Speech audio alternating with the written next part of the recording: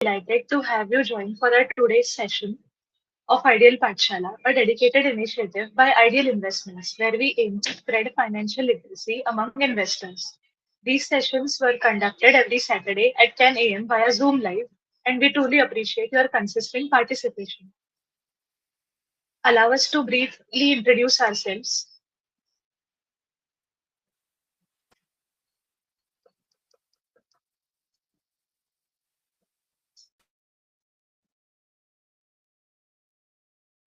Mr. Chandrakant Godbole, Associate Financial Planner, Founder and Partner at Ideal Investment with industry experience of 24 plus years. Ms. Aishwarya Godbole, Certified Financial Planner, Partner at Ideal Investment, dedicated to guiding investors with right strategies and knowledge. At Ideal Investments, we proudly serve a family of 2,500 plus satisfied clients and manage a AUM of 300 crore plus. Our mission is to build awareness and confidence among investors. Let's see some do's and don'ts to make this session more engaging. Rename yourself using your full name. Keep your videos on and audios muted. Respond and ask questions in the chat box. Take a printout of the activity worksheets before session. Keep a notebook and pen handy if you feel to take any notes. Avoid taking calls during session. Be attentive and actively participate in the session.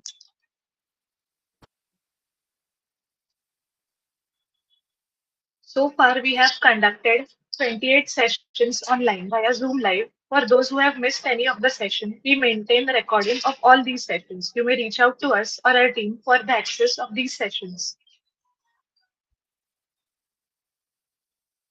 We have also begun sharing our monthly newsletters available both for pickup at our office and for home delivery.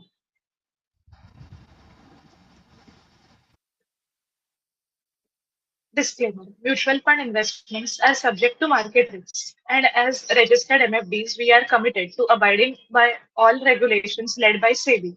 Returns are not guaranteed. Past performance does not indicate future results. As mutual fund distributor, we facilitate investments. We do not promise or guarantee any returns.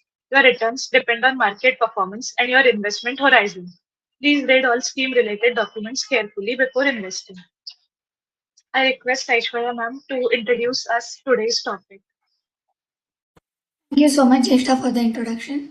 Yes, हा topic 2-3 जणांनी आधी पण request केली होती. ETF म्हणजे काय, active passive फंड्समधला फरक काय, कुठले चांगले. सो आज आम्ही ॲक्टिव्ह आणि पॅसिव्ह म्युच्युअल फंड स्कीम्स त्या कशा काम करतात, कोणी कुठली चूज करायला पाहिजे, त्याचे बेनिफिट्स काय, चांगले points, weak points, negative positive सगळे आपण आज डिस्कस करणार आहोत. सुरुवातीला Jyeshtha, I request you to go ahead with the poll. आपण पोल क्वेश्चन्स घेऊया आणि मग ॲक्च्युअल टॉपिकला सुरुवात करूया. मी तुम्हाला सगळ्यांना एक रिक्वेस्ट करीन की चॅट बॉक्समध्ये तुम्ही तुमचे रिप्लाय टाईप करा. नाव प्लीज नोट, सेशन झालं की किरण तुमच्याबरोबर क्वेश्चन आन्सर्स पण घेणार आहे. त्याचा एक करेक्ट आन्सर असेल. ह्याचं काही करेक्ट आन्सर असं नाही आहे. जे तुम्हाला वाटतं ते तुम्ही लिहा. सेशन नंतर तुम्हाला त्यात अजून क्लॅरिटी येईलच. Jyeshtha, you may start. If you had to choose today, where would you invest? तुम्हाला जर इन्व्हेस्टमेंट करायची असेल आज, तर तुम्ही ती इन्व्हेस्टमेंट कुठे कराल? ऍक्टिव्ह फंड्स मध्ये, पॅसिव्ह फंड्स मध्ये, की तुम्हाला अजून त्याचं उत्तर नाही माहिती? याचा रिप्लाय तुम्ही चॅटबॉक्स मध्ये करू शकता. Okay, not sure. I think हा रिप्लाय आम्हाला एक्सपेक्टेड होता, कारण आपण आज ॲक्टिव्ह पॅसिव्हवरती अजून चांगल्या प्रकारे क्लॅरिफाय केल्यानंतर मे बी तुम्हालाही क्लॅरिटी येईल. सो पॅसिव्ह ठीक आहे, चालेल.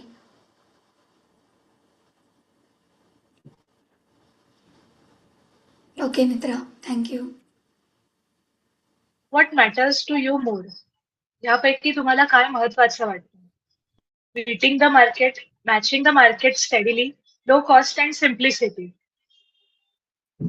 जेव्हा तुम्ही इन्व्हेस्टमेंट करता यामधला तुम्ही काय कुठला अप्रोच तुम्ही प्रायोरिटीवर ठेवता? Okay okay okay, very good. तुम्हाला थँक्स फॉर दी आन्सर्स. ही आन्सर्स आपल्या सेशनमध्ये तुम्ही कुठेतरी तुमच्या थॉट प्रोसेस बरोबर हे करू शकाल, अलाइन करू शकाल. Yes, Asavari, Kamlesh, Prachi, thank you. सुषमाताईंचा रिप्लाय ठीक आहे. Yes, thank you.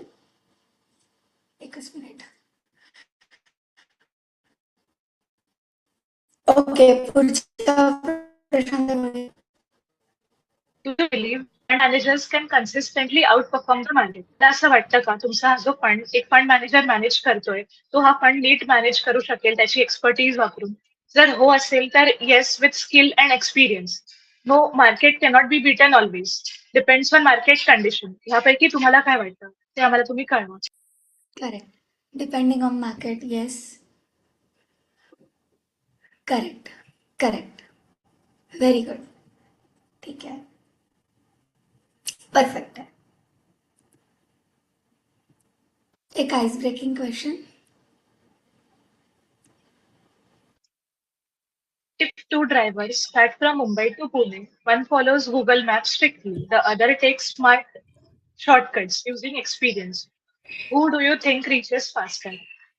दोन ड्रायव्हर आहेत जे मुंबई ते पुणे ड्राईव्ह करतायत. एक त्याचा एक्सपिरियन्स वापरून तो शॉर्टकट वापरून तिथे पोहोचतोय आणि एक आहे जो गुगल मॅप्स लावतोय. तुमच्या मते कोण लवकर पोहोचू शकतं? ओके, आन्सर आहे एक्सपिरियन्स दिले बरेच लोकांनी. Smart shortcuts, Google. ठीक आहे. ओके, ठीक आहे. याचं कनेक्शन ॲक्टिव्ह पॅसिव्हशी आहे. थँक्यू. येस, सगळ्यांनी पार्टिसिपेट केलं पोल क्वेश्चन्समध्ये. Thank you so much. याचं कनेक्शन ॲक्टिव्ह आणि पॅसिव्ह बरोबर आहे. सो याबद्दल नंतर सांगते एकदा कन्सेप्ट शिकवल्यावरती. ऑफकोर्स बरेच जणांना ॲक्टिव्ह पॅसिव्हबद्दल माहिती पण असेल. आज थोडंसं अजून डिटेलमध्ये जाणून घेऊया. So passive fund, active fund. आधी आपण ॲक्टिव्ह फंड्सबद्दल बोलूया. तुम्ही आमच्याकडे इन्व्हेस्टमेंट बरेच जण करताय, ज्यांनी सेशन्स अटेंड केलेत किंवा जे करतायत त्यांची. तुम्ही बघत असाल जनरली आम्ही कुठले फंड्स देतो. Large cap, flexi cap. अच्छा, आपलं गेल्या वेळेचंच सेशन होतं. ELSS, मल्टी कॅप, व्हॅल्यू, हे सगळे ॲक्टिव्ह फंड्स. ॲक्टिव्ह फंड्स काय आहेत? कारण त्या प्रत्येक फंडला एक ॲक्टिव्हली मॅनेज करणारा फंड मॅनेजर आहे. त्याच्या अंडर एक ज्युनियर फंड मॅनेजर आणि त्यांच्या दोघांच्या असिस्टन्ससाठी त्यांना असिस्ट करायला एक कमीत कमी 70-80 जणांची एक्सपर्ट्सची टीम, ज्यात CFA, रिसर्च ॲनालिस्ट इन्व्हॉल्ड असतात.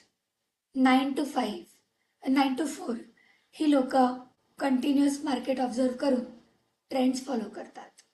त्यात समजून घ्या, यांच्या टीममध्ये ना 2 प्रकारे काम चालतं. एकतर ही लोक मार्केट ऑब्झर्व करत असतातच, त्यासोबतच ती लोक प्रत्येक कंपनीचे पेपर्स, म्हणजे कंपन्यांमध्ये डायरेक्टर्स किती, कोण, त्यांचा एक्सपिरियन्स काय, त्यांची ग्रोथ किती होती आहे. सो फंडामेंटल ॲनालिसिस आणि टेक्निकल या दोन्ही गोष्टी सायमल्टेनियसली 2 वेगवेगळ्या टीम्स असतात. सो हे करत असतात. अगदी जरी डेट फंड म्हटलं तरी तो ॲक्टिव्हली मॅनेज करणारा एक मॅनेजर त्यात असतो.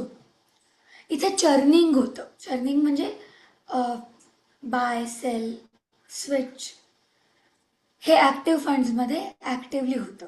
लोक ॲक्टिव्ह असतात, खूप लोक इन्व्हॉल्ड असतात, खूप चर्निंग होतं, खूप रिसर्च त्यामागे केला जातो. असा हा फंड आहे. याचा गोल का असं, एवढं सगळं करायचं कशाला? तर मार्केट आपलं चालू आहे, कधी खाली कधी वर, बुलिश बेरिश, त्याला बीट करणं हे त्यांचं एक ध्येय असतं. त्यासाठी ही सगळी कटाटोप चालू असते. अशा वेळेला ॲक्टिव्हली जसं आपण थर्ड पॉईंट बघितला, बाईंग, सेलिंग, चर्निंग चालू असतं. So this is all about active funds. वळूया पॅसिव्हकडे. पॅसिव्ह फंड्स एकदम आज एक गोष्ट शिकून घ्या, इंडेक्सला मिरर करतो तो पॅसिव्ह फंड असतो. पॅसिव्ह फंडची साधारण नावं तुम्हाला अशी निफ्टी काहीतरी काहीतरी किंवा Nifty 50, next 50, smaller index, particularly कुठेतरी इंडेक्स, ETF, कुठल्या तरी इंडेक्सचं नाव. सो हे सगळे असे अशी जी नावं असतात ती नावं पॅसिव्ह फंड्सला रिप्रेझेंट करतात. मग how does it differ from active fund? Fund manager असतो का? असतो, पण टीम खूप छोटी असते. त्या फंड मॅनेजरला काही राईट्सच नसतात. तो फंड मॅनेजर राईट नसतात म्हणजे इतकं चर्निंग नाही करत, इतक्या R&Dची गरज नसते. सिम्पली इंडेक्सला मिरर किंवा इंडेक्सप्रमाणे वर आणि इंडेक्स तितकंच खाली जाणारा असा फंड असतो, जो शांत जे चालू आहे त्याप्रमाणे रिफ्लेक्ट करत राहतो. That is passive fund. Actively काही त्याच्यामध्ये चर्निंग केलं जात नाही. सेकंड थिंग, ह्याचा गोल वेगळा असतो. ॲक्टिव्ह फंडमध्ये आपण काय गोल बघितला? मार्केट किती देतं त्यापेक्षा काहीतरी स्वतःचं एक्सपर्टीज वापरून ॲनालायसिस करून एक बीटा अल्फा जनरेट करण्यासाठी. इथे काय टार्गेट असतं? इथे काय टार्गेट आहे की पॅसिव्ह फंड्समध्ये बेंचमार्कला तुम्हाला मॅच करता आलं पाहिजे. बस मॅच करायचं आहे, हाच एक त्यांचा गोल असतो. आणि त्यामुळे तिथे ह्युमन जजमेंट इन्व्हॉल्वच नसते. डिसिजन्स, चर्निंग, खूप ॲनालायसिस, रिसर्च नसतं. सो क्लॅरिफाय झालं की दोन बेसिक फरक काय या दोघांमध्ये काही गोष्टी. ओके, सो वळूया आपल्या पुढच्या चार्टमध्ये. इथे आपण अजून थोडंसं डिटेलमध्ये बोलणार आहोत. किरण, एक एक पॉईंट्स वाच, जिथे रिक्वायर्ड असेल मी एक्सप्लेन करेन. ओके, आता आपण जाणून घेऊया पॅसिव्ह आणि ऍक्टिव्ह फंड मधला फरक point wise. Expense ratio passive fund मध्ये व्हेरी लो, ऍक्टिव्ह फंड्स मध्ये हायर आहे. फंड मॅनेजर आणि रिसर्च कॉस्ट येते त्याच्यामध्ये. आता आपण मगाशीच बघितलं की जर इतकी मोठी टीम ॲक्टिव्ह फंड्समध्ये इन्व्हॉल्ड ॲक्टिव्हली असणार आहे, तर ऑफकोर्स प्रत्येकाची सॅलरी, प्रत्येकाचं रिसर्चसाठी येणारा एक्सपेन्स, ती लोक ट्रॅव्हल खूप करतात, ती लोक खूप एक्सपर्ट असतात. सो जर आपल्याला कंपाऊंडिंगमध्ये ना 1% पण मायने राहतो. मग जर ते 2-4% जर किंवा त्यापेक्षा जास्तीचं मार्केट बीट करतात तर त्यांचे एक्सपेन्स रेशो ऑफकोर्स जास्ती असणार. त्यामुळे पॅसिव्ह फंडमध्ये खूप कमी, असं नसतं की तो झिरो कॉस्टवाला आहे, तिथेही कॉस्ट इन्व्हॉल्ड असतेच. ऑब्व्हियसली तिथेही मॅनेजमेंट आहे, तिथेही काहीतरी सिस्टम्स फॉलो होत आहेत, पण ॲक्टिव्ह फंड्सपेक्षा तो कम्पॅरेटिव्हली बराच कमी खर्चात मॅनेज होतो. Decision making passive funds rule based, index driven. Active funds human skill and fund manager expertise. Yes, हे आपण मगाशीच बघितलं. इंडेक्स ड्रिव्हन म्हणजे मिरर करणार इंडेक्सला. ओके, पुढे next, risk in passive fund fully market link. Active funds depends on fund managers call. आता एक गोष्ट मला इथे शेअर करावीशी वाटते.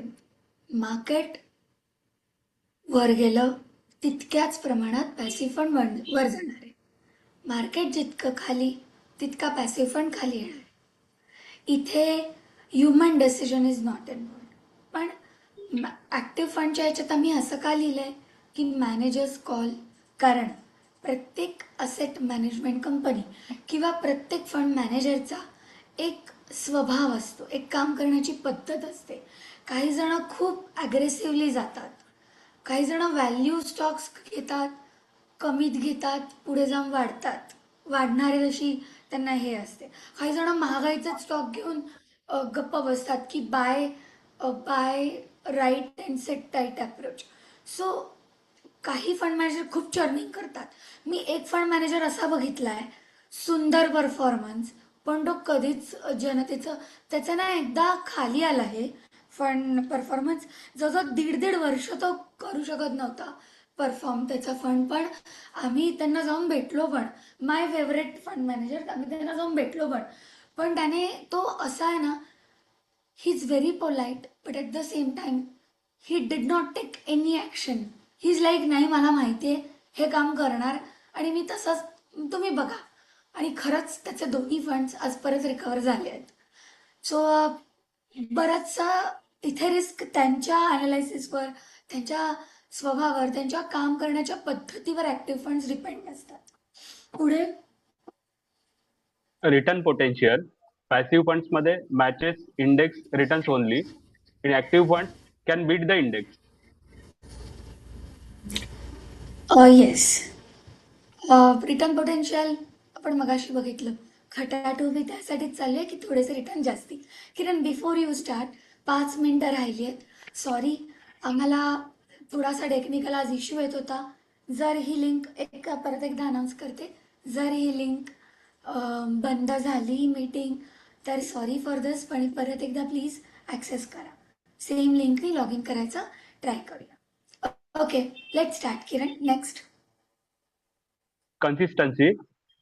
Passive funds consistent with index movement. Active funds performance may vary year to year. So म्हणून आम्ही active funds देताना जर तुम्ही गुगलला विचारलं तर 1 वर्षाचे रिटर्न्स मिळतील. पण जर आपण ॲक्च्युली फंड सिलेक्ट करायला बसलात तुम्ही आमच्याबरोबर, तर आम्ही 15-20 वर्षांमागे का जातो ह्याचं कारण हेच आहे की 1-2 वर्ष चांगलं करून आम्हाला काय म्हणू तेवढं कन्व्हिन्सिंग नाही वाटत. तर आम्हाला more than 7 years 10 years data लागतो. प्रत्येक वर्षाचा डेटा आम्ही त्याला एक शब्द आहे P2P किंवा पॉईंट टू पॉईंट चेक करत असतो. आणि म्हणून पॅसिव्ह फंड्समध्ये पॅसिव्ह फंड्सपेक्षा ॲक्टिव्ह फंड्समध्ये खूप हिस्ट्री चेक करणं मागे जाऊन गरजेचं असतं. Okay. Portfolio churn. Passive funds very low, only index rebalancing. In active funds higher, frequent buying and selling. Correct. आपण मगाशीच पहिलं की खूप लोक इन्व्हॉल्ड आहेत, खूप वेगवेगळे मार्केट कंडिशन्स मॅच करायला जात आहेत, तर चर्निंगही कंटिन्युअस होत असतं. Next. Market timing. In passive funds no market timing. And active funds possible advantage in volatile markets. याचा अर्थ असा आहे की जेव्हा मार्केट वोलाटाईल असतं, इक्विटी आणि डेट यामध्ये सेट अलोकेशन प्रॉपर होणं किंवा यामध्ये रिबॅलन्सिंग होणं हे खूप गरजेचं असतं. म्हणजे काय, एक 3 दिवसापूर्वी तुम्ही बघितलं की मार्केट बऱ्यापैकी पडलं, एकाच दिवसात 1000ने डाऊन होतं आणि असा ट्रेंड एक 2-3 दिवस कधी 200, कधी 700, 1000 अशा पद्धतीने थोडा खाली आपण 85-86च्या जवळ होतो ना, ते आपण 82-81पर्यंत आलो होतो. अशा वेळेला जनरल पब्लिक घाबरतं की अरे बापरे, मार्केट खाली आहे, माझे रिटर्न जे 15 होते, माझं स्वतःचं पण झालंय तसं 15% होते मला कंटिन्युअस, किंवा 14.5 होते, मी पण आता 10.5 आणि 11च्या मध्ये आले.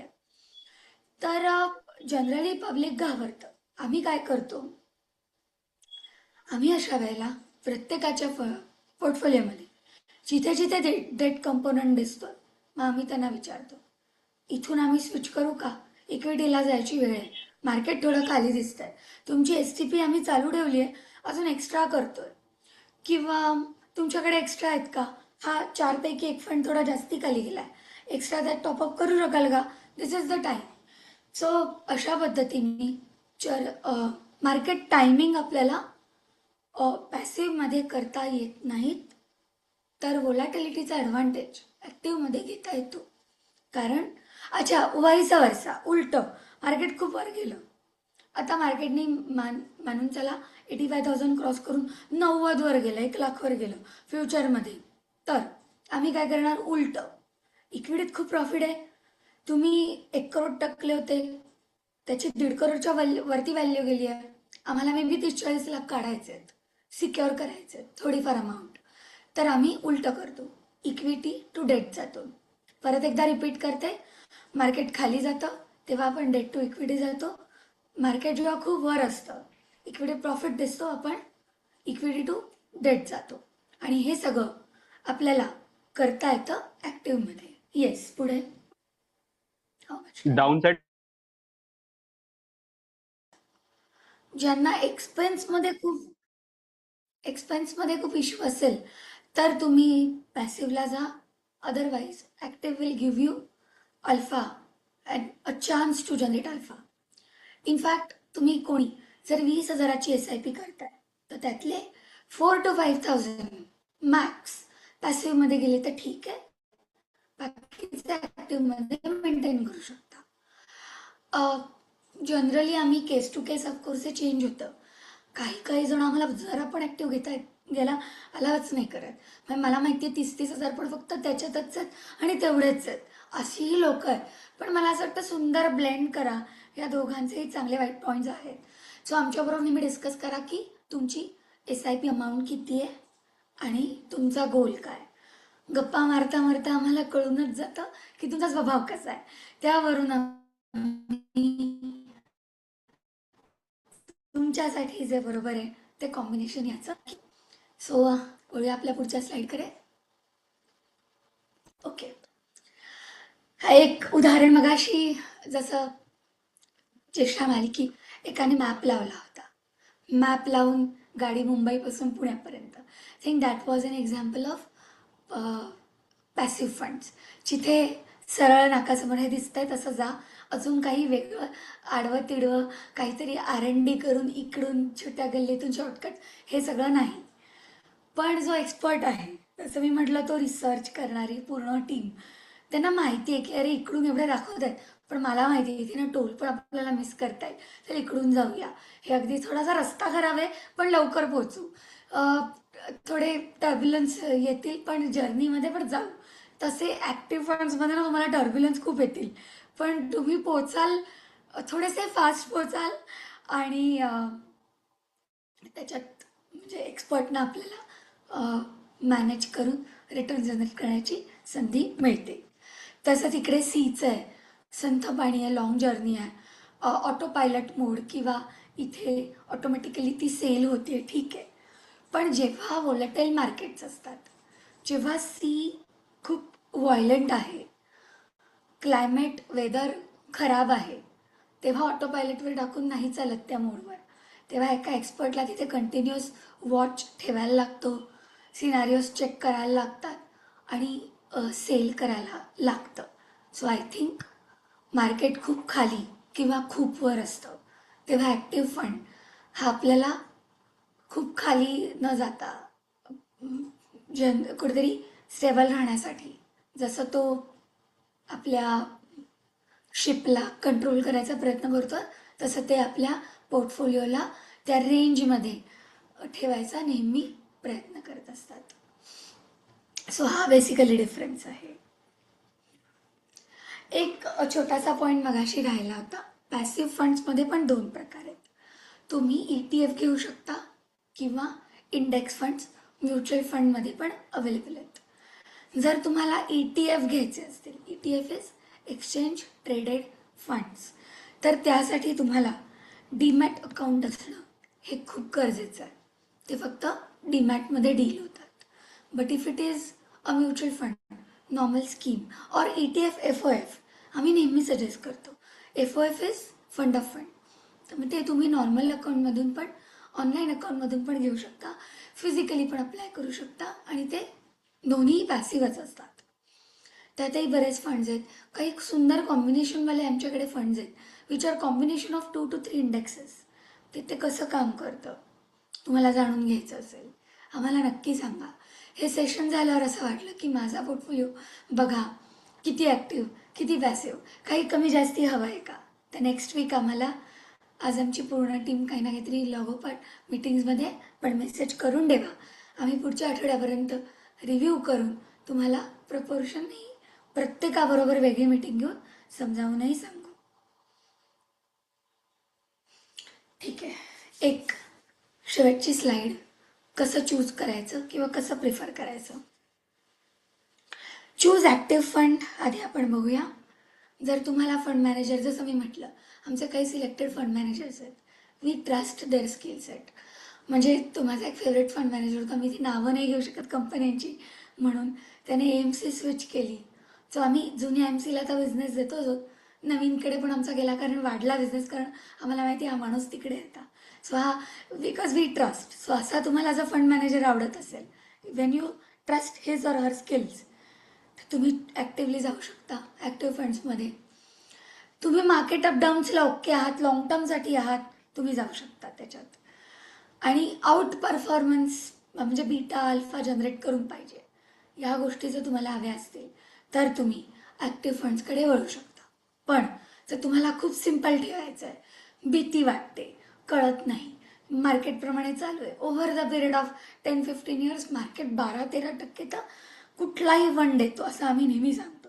सो मार्केट ते नक्कीच देतं. So simple, cost effective, long term इंडियाची ग्रोथ होणार आहे. सो जसं मी म्हटलं, सेन्सेक्स वाढणारच आहे कधीतरी 10-15 वर्षात नक्कीच. सो प्रेडिक्टेबिलिटी नको आहे, रोज काय होईल, अरे हे असं असेल, बघणारच नसाल त्याच्याकडे, तर पॅसिव्ह फंड नक्की तुमची साथ देईल. आणि एखादा तरी असावा, कारण सगळं इट्स लाईक अ थाली. आम्ही नेहमी, माझा एक व्हिडिओ होता, छोटासा एक रील होती, की एक थाळी जशी वरण भात पोळी भाजी जरी असलं तरी थोडंसं लोणचं, एखादं स्वीट, हे सगळं लागतंच, त्याच्या कॉम्बिनेशनमध्ये बनतं. सो काही चुकीचं किंवा काही बरोबर नाही आहे, प्रत्येकाप्रमाणे ते डिफर करू शकतं, प्रत्येकासाठी प्रमाण वेगळं असू शकतं. सो खाली एक सुंदर लाईन आम्ही ॲड केली, ती मला खूप आवडली, की स्मार्ट इन्व्हेस्टर डोंट चूज. असं नका करू की हे पाहिजे आणि ते नको, असं नका करू. असं करा की मी कॉम्बिनेशनमध्ये जाईन, स्मार्ट कॉम्बिनेशन क्रिएट करा आणि पुढे जा.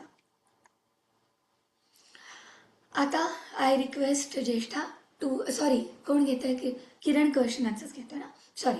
सो किरण, तू क्वेश्चन आन्सर्स घे, मग परत मला थोडंसं आज एक महत्त्वाची अनाउन्समेंट आहे. सो प्लीज शेवटपर्यंत सेशनमध्ये राहा, कारण मला काही गोष्टी शेअर करायच्या आहेत. आज एक इम्पॉर्टंट अनाउन्समेंट आहे at the end. Let him first cover the questions, मग आपण जाऊ पुढे. ठीक आहे किरण, यू कॅन स्टार्ट. ओके, आता काही क्वेश्चन आन्सर आहेत, तर तुम्ही ते चॅट बॉक्स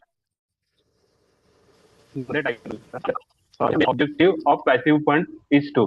पॅसिव्ह फंडचा मेन ऑब्जेक्टिव्ह काय आहे, तर 3 ऑप्शन दिलेले आहेत, ते तुम्ही चूज करू शकता, टाईप करू शकता चॅट बॉक्स मध्ये. Beat the market, match the market, avoid market risk.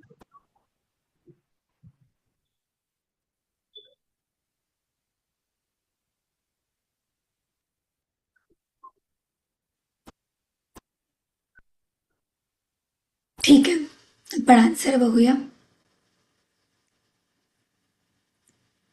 Match the market. Expense ratio is usually lower in, sorry, yes Kiran, sorry. हा, एक्सपेन्स रेशिओ कमी कशामध्ये असतो? इन ऍक्टिव्ह फंड्स मध्ये, पॅसिव्ह फंड्स मध्ये, की दोघांमध्ये? दोघांमध्ये सेम असतो. ओके, पॅसिव्ह फंड आन्सर आले. Passive fund. येस, मगाशी बघितलं. ओके. अच्छा, सॉरी किरण, पण मगाच्या फंडमध्ये दोघांचे आन्सर्स वेगळे होते मगाच्या क्वेश्चनमध्ये. सो पॅसिव्ह फंडचा okay. Main main objective, C, match the market का आन्सर आहे. Passive fund is equal to mirror, म्हणजे जे इंडेक्सला मिरर करतं, सो मॅच करतं, हा कीवर्ड आहे पॅसिव्हचा. बाकी मार्केट रिस्क ते अवॉइड नाही करू शकत. In fact market risk passive fund का नाही अवॉइड करू शकत, जितक्या प्रमाणाने तो इंडेक्स पडणार आहे ना, तितक्या प्रमाणात नक्कीच पडणार आहे. तुम्ही ते नाही अवॉइड करू शकणार, एक वेळ ॲक्टिव्हमध्ये करू शकाल. सो म्हणून याचा आन्सर मॅच द. कोणी थोडी 1-2 आन्सर्स वेगळी होती. बीट द मार्केट पण नाही, कारण अल्फा नाही जनरेट होते. ठीक आहे, सो म्हणून मी एकदा एक्सप्लेन केलं, कारण आन्सर्स 1-2 वेगळी होती. ओके, पुढे जाऊया. See, it is okay, these are not mistakes, you are trying to learn. आणि आपली एक कम्युनिटी, इथे कोणी तुम्हाला जज नाही करणार. So please participate. इनफॅक्ट एखाद्याने चुकीचं आन्सर दिलं तर बऱ्या एक्सप्लेन आम्ही करू शकू. Yes, don't worry. सो हे आन्सर ऑलरेडी आलेलं आहे. वळूया पुढच्या प्रश्नाकडे. Who makes investment decision in active fund? Active fund मध्ये इन्व्हेस्टमेंटचे जे डिसिजन आहे ते कोण घेतं? आता ऑप्शन 3 आहेत: इंडेक्स रूल्स, एएमसी सॉफ्टवेअर की फंड मॅनेजर. ओके, आन्सर आलेत fund manager. Third option. Okay. Yes, very good. Okay. Okay. Next question आहे: which fund suits first time investors more? म्हणजे कोणता फंड फर्स्ट टाइम जे invest करतायत त्यांच्यासाठी योग्य आहे? तर only active, only passive, depends on goals and risk.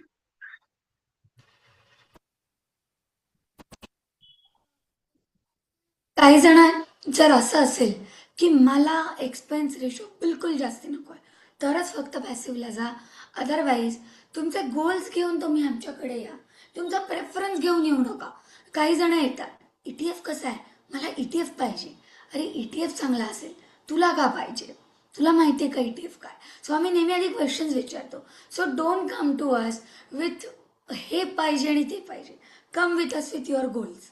मी कुठे आहे आयुष्यात, मला कुठे पोचायचं आहे, हे एकदा क्लिअर झालं. एज, लायबिलिटी आहे का, घरात डिपेंडन्सी आहे का, मार्केटची भीती वाटते का, एक्सपेन्स रेशोला प्रॉब्लेम आहे का, आधीचा पोर्टफोलिओ कसा आहे, पास्ट एक्सपिरियन्स कसा आहे, मग आम्ही सांगू किती ॲक्टिव्ह किती passive. That will be more suitable. Thank you. अजून क्वेश्चन्स आहेत का, चेक करूया. Yes. Best strategy for long term investors. Long term इन्व्हेस्टरसाठी योग्य स्ट्रॅटेजी कोणती आहे best? Only active, only passive की थर्ड ऑप्शन आहे blend of active and passive, म्हणजे कॉम्बिनेशन दोघांचं, ऍक्टिव्ह आणि पॅसिव्ह फंडचं. थर्ड. Very good. मस्त. So thank you. सगळ्यांनी पार्टिसिपेट केलं, कॉपरेट केलं. एक अनाउन्समेंट आहे. आपण क्वेश्चन आन्सर्स घेऊया. आपण एक फोटो पण काढणार आहोत. त्याआधी आम्ही आयडियल पाठशाला सुरू केलं इन लास्ट इयर जून, आणि आम्ही आत्तापर्यंत ज्येष्ठा किती 28-29 झाले, 28 झालं नाही, 29.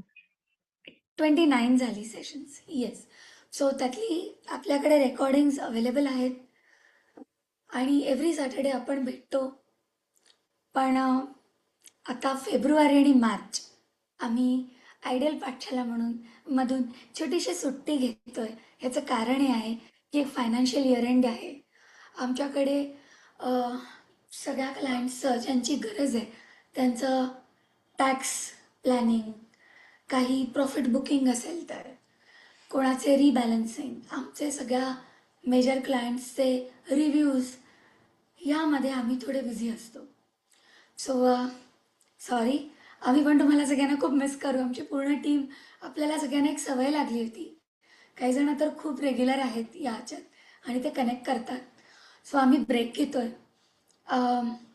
त्यात थोडंसं my son is approaching with boards, so थोडीशी ती पण गडबड. सो असं वाटलं की जे खरंच गरजेचं आहे मार्च आणि फेब्रुवारीमध्ये, जे प्रायोरिटीवरती, तेव्हा म्हणजे आम्हाला ते एप्रिलमध्ये बिलकुलच पोस्टपोन करून नाही चालणार. सो आमची टीम पूर्ण त्यामध्ये बिझी असेल. पण आम्ही नक्की एप्रिलमध्ये परत येऊ.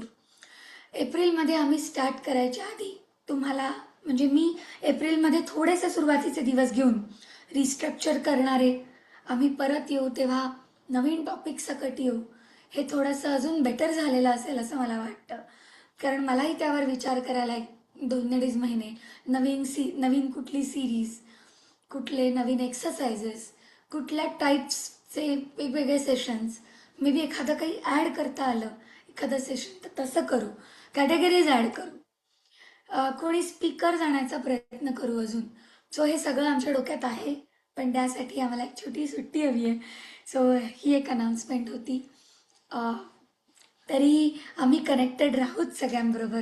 तुम्ही आम्हाला कधीही कॉन्टॅक्ट करू शकता. सो मी स्क्रीन शेअर स्टॉप करते. बिफोर दॅट नेहमीच्या अनाउन्समेंट आहेत, हे तुमचे RMs आहेत.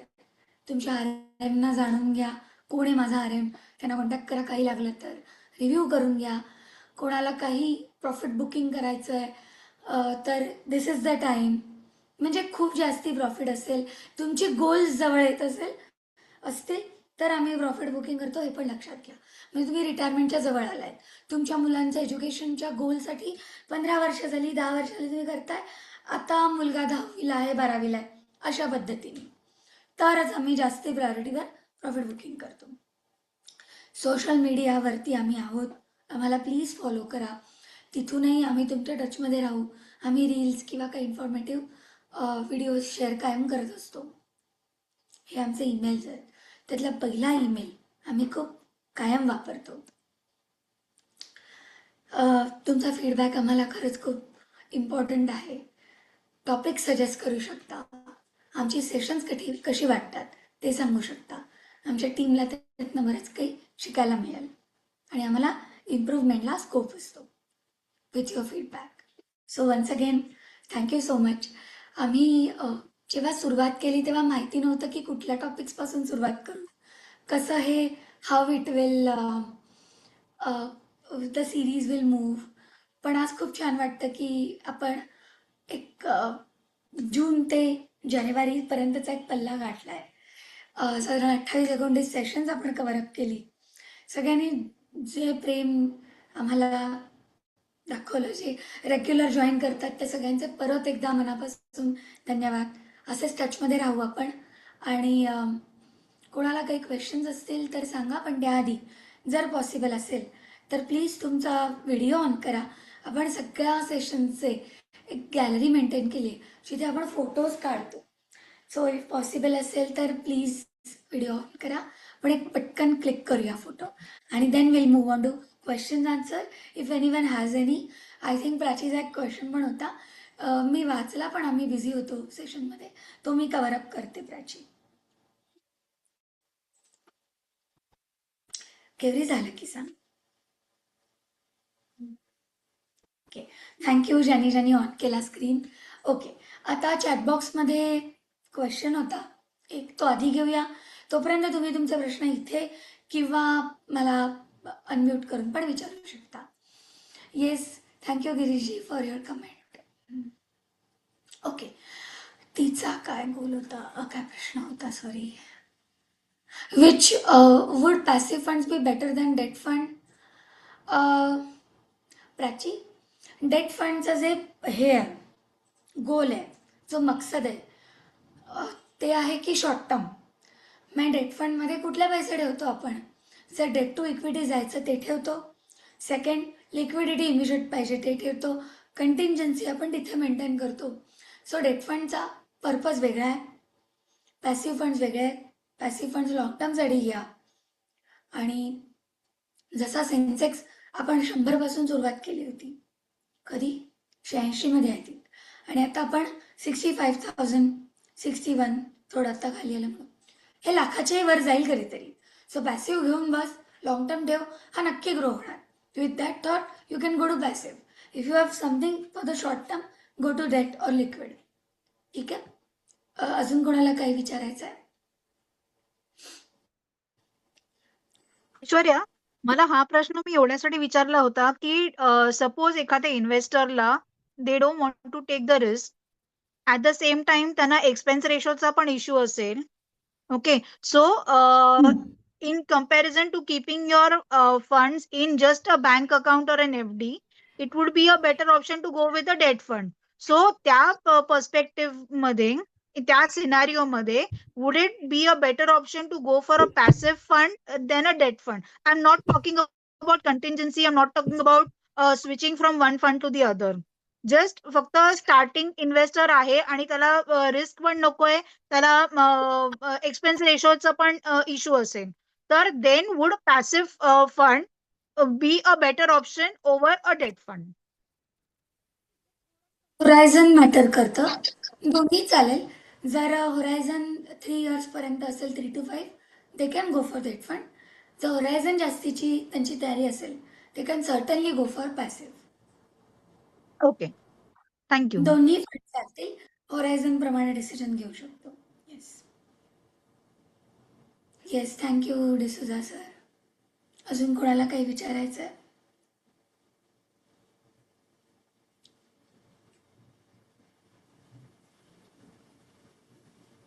तुम्ही नंतरही आम्हाला कॉन्टॅक्ट करू शकता. ऐश्वर्या, येस. हॅलो. येस. अ, बोला ना. आता नमस्कार सर. हां, नाही आता आत्ताच्या ज्या व्होलेटाईल मार्केटमध्ये मल्टी ॲसेट अलोकेशन फंड हा चांगला राहू शकतो का? येस. नक्कीच. का सांगते. हं. एक पहिला पॉईंट आहे मल्टी ॲसेटमध्ये. थोडा वेगळा टॉपिक आहे, पण सिन्स क्वेश्चन आला आणि आत्ताच्याला रेलेव्हंट आहे, सो आन्सर करते. मल्टी ॲसेट अलोकेशनमध्ये पहिली गोष्ट तुम्हीच सांगितली की व्होलॅटिलिटी आहे, सो घेऊ शकतो का? नक्कीच घेऊ शकतो, कारण नावातच सगळं काही आलं. Multi asset allocation. So debt आलं, इक्विटी आलं, इनफॅक्ट पॅसिव्ह पण येतं त्याच्यात. असेही फंड्स आहेत, त्याला ओमनी म्हणतात, ज्यात ॲक्टिव्ह पण आहे, पॅसिव्ह पण आहे, डेट पण आहे, कमोडिटीज पण आहे आणि इंटरनॅशनल इक्विटी पण आहे. ठीक आहे. जर तुम्ही हे सगळं घेताय तर मार्केटचं काय होऊ दे, ह्यातलं काहीतरी तर नक्कीच चालणार. इक्विटी पडलं की गोल्डवर जातं, म्हणजे कमोडिटीजवर जातं. इन्व्हर्सली प्रपोर्शनेट आहेत, काही काही डायरेक्टली प्रपोर्शनेट आहेत. तर कधीतरी इंटरनॅशनल पडलंय पण इंडिया चांगलं करते. खरं तर इथे प्रॉब्लेम आलाय, पण कुठल्या तरी कंट्रीमुळे कुठला तरी इंडेक्स वर गेलाय. So international equity. थोडक्यात व्होलाटाईल मार्केटमध्ये किंवा जेव्हा इन्कम हवं असतं तुम्हाला म्युच्युअल फंडमधून, किंवा कमोडिटीज पण पाहिजे, किंवा सगळ्याचं स्टेबल एक लेसर रिस्क, नक्कीच तुम्ही मल्टी ॲसेट अलोकेशन आत्ता तर घेऊच शकता. इनफॅक्ट बाबांचा एक व्हिडिओ होता ज्याच्यात त्यांनी सांगितलं होतं की याला ऑल वेदर फंड ना बाबा, तुम्ही काय म्हणाला होता? ऑल वेदर फंड आहे, कधीही घ्या, कारण हो, तो बरोबर. कधीही चांगलंच काम करतं. आणि एक्सपेन्स रेशो व्हेरी विषयी गुड. काय माहिती आहे? Thank you for identifying. म्हणजे थँक्यू. मल्टी ॲसेट अलोकेशन आजच्या ह्याच्यात घ्यायला खूप चांगलं आहे. सॉरी बाबा, तुम्ही काय सांगत होता? एक्सपेन्स रेशो बद्दल कोणाला प्रश्न असेल ना, त्यांना म्हणा एक्सपेन्स रेशो हा 0.15 ने वाढतो, पण रिटर्न्स आपले 2% वाढतात. त्यामुळे आपण सगळ्या गोष्टी बघितल्या पाहिजेत की मला रिटर्न किती मिळतात आणि एक्सपेन्स रेशो किती होतात. आपण नको नको त्या गोष्टी जास्त बघत बसतो आणि रिटर्न किती, कंपाऊंडिंग कसं होतं ते बघत नाही. So not only you have to see expense ratio, but watch the fund, how much return he is giving. Okay. ठीक आहे. Very good. Thank you. So I think आपण आजचं सेशन इथे थांबूया. तरी कोणाला काही प्रश्न असतील, you are free to reach out to us on individual basis. Thank you once again. एका छोट्या सुट्टीवर जातोय आम्ही. Please excuse us for that. Thank you Netra. आणि आपण परत नक्की भेटू एका नव्या जोशासकट. धन्यवाद. थँक्यू राजेंद्रजी.